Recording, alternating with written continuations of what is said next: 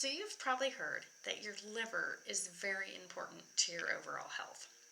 And while we don't usually think of, ooh, look at that woman, she has such a nice, healthy liver, it is really important that we take good care of ours. So let's talk for just a minute about why it's important and then some of the things you can do to encourage and support healthy liver function.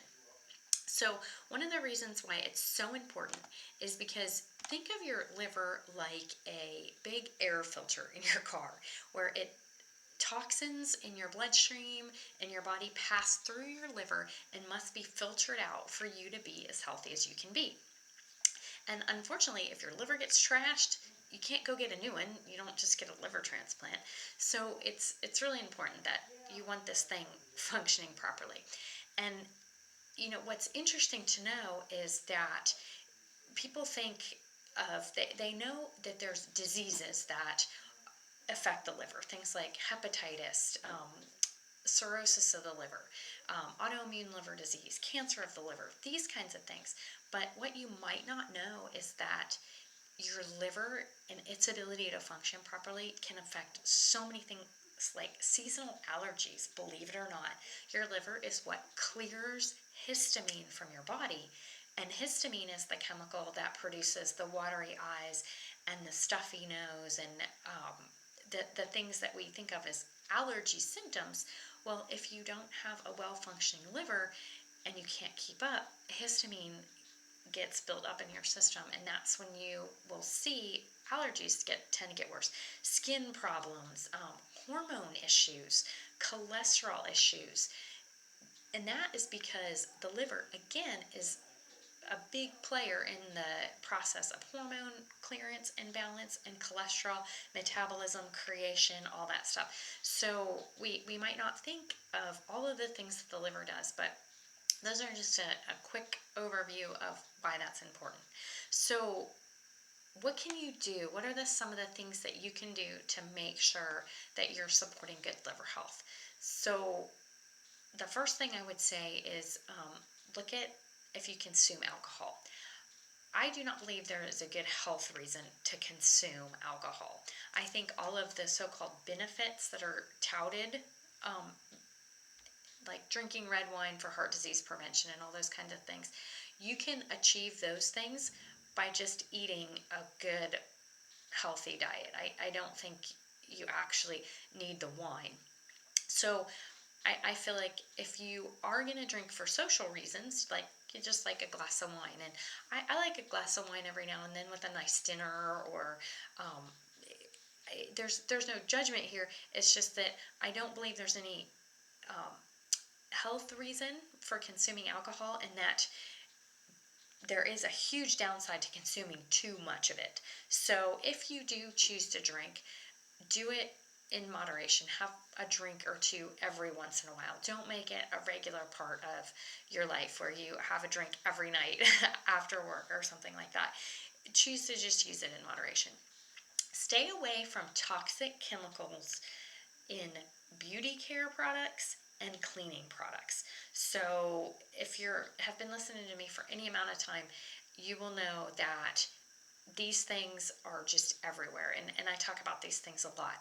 But if you think of the toxic ingredients that can be contained in lotions and air fresheners and dryer sheets and all of those kinds of things, every time we come into contact with that, it's our liver's job to clear that. So the more things we pile on for our liver to have to deal with, the more behind it gets. And so I would just say detox that to the ability that you can. Simplify and use organic, natural products in the beauty care world and the cleaning realm.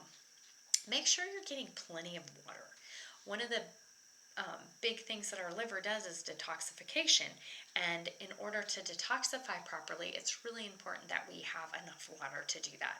So for most people, that is at least taking their weight in pounds, dividing it in half, and drinking that many ounces of water.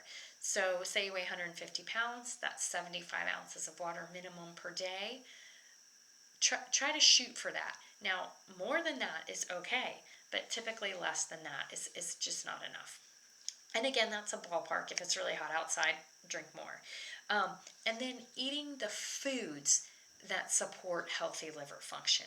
And so these are going to be foods that are rich in the B vitamins, vitamin C, sulfur, and methyl donors. Those are things that all help to support healthy liver function, detoxification, methylation, all the things that happen in the liver to keep us healthy.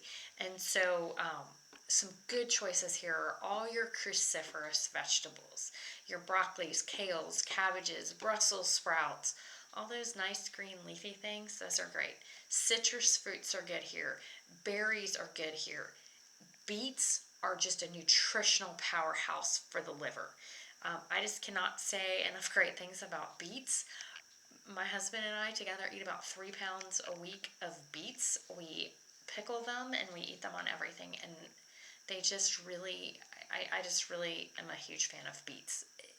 Not just because I like the taste, which I do, but they're just, what they do for you is just spectacular. Eggs. Eggs are very high in sulfur, which is another key component of this detoxification process and healthy function. There's herbs like cilantro and parsley, ginger, dandelion, peppermint, garlic, turmeric. Those are all really good for healthy liver support. So consider using those when you cook. Ditch the, pre-made sauces and all that kind of stuff, and cook with real herbs and real spices, and it's just so much tastier, and so there's so much health benefit to it as well. And then, so now we've talked about what we should eat. What are the things that we should cut out? Some of the things that we should really try to do without in our diet are any kind of the processed junk foods, all those ingredients that you look at the label and you can't pronounce. Just remember, your liver's got to get that out of there. And so, do you really want to eat those things that you can't pronounce? Probably, if you thought about it, you would think better of it, honestly.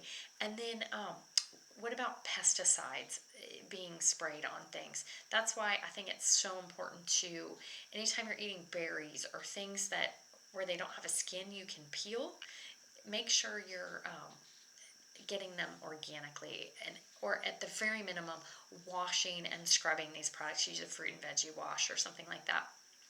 You can also check out the Environmental Working Group. Every year they put out a list, the Clean 15 and the Dirty Dozen, that talks about the foods that are the highest sprayed and the safest to consume non-organically. So they kind of help you make the most of your dollars when you're thinking about, okay, I have this budget and I have to be a good steward of what things do I buy organically, and what can I get away with just buying conventional. So that's a great resource for you. But I just want to give you those things to think about, because I feel like we just, as a medical establishment in general, nobody's talking about the liver, but it is super important, and it's something that you want functioning on all cylinders for the rest of your life. So thanks for watching.